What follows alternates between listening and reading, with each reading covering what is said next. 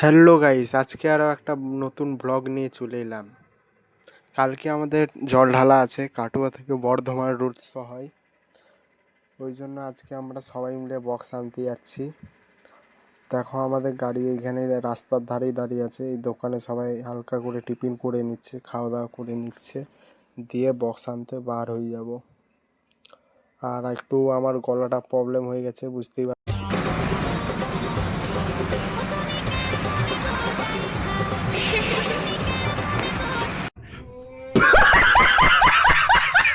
খুব সুন্দর গাড়ি চালায়। আচ্ছা, কেবিনে আমি আর এই ভাইটা বসেছিলাম, বাদ বাকি সব ছেলেগুলো ডালায় বসে যাচ্ছিল।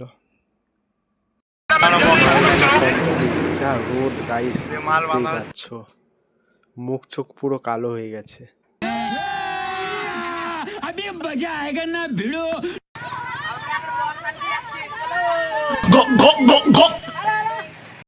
बड़ा हरामी हो बेटा।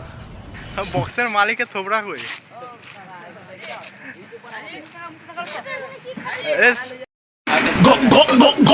সব হোটেলে ঢুকেছে এরা এখন খাবার খেতে। মুখ চুন হয়ে গেছে।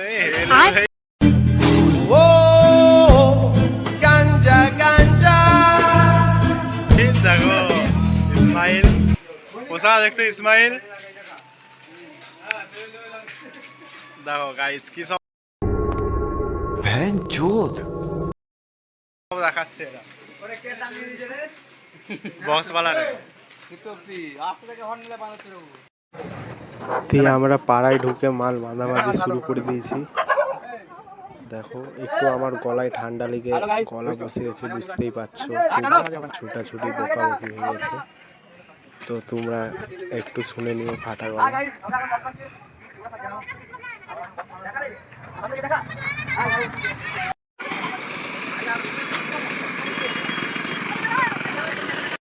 মাল বাঁধা কমপ্লিট হয়নি।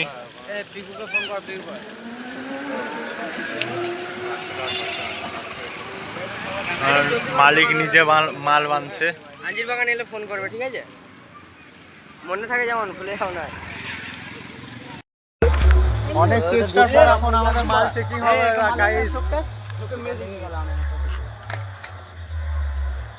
অনেক তপস্যার পর এখন আমাদের মাল চেকিং করব। আর ধূপ জ্বালানো হবে, এরপর আমাদের মাল চেকিং হবে, তোমাদেরকে ভিডিও দেখাবো। এরপর আমাদের মাল চেকিং হবে ঢাক বাজিয়ে। মালিক নিজে মাল সেটিং করছে মেশিন। তো চলে শুরু।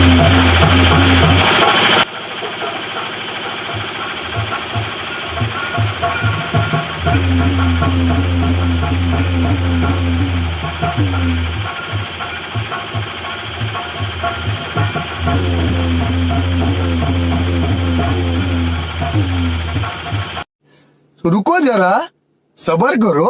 बोला धक्का बुक्की नहीं करने का, आराम से लेने का। हाँ,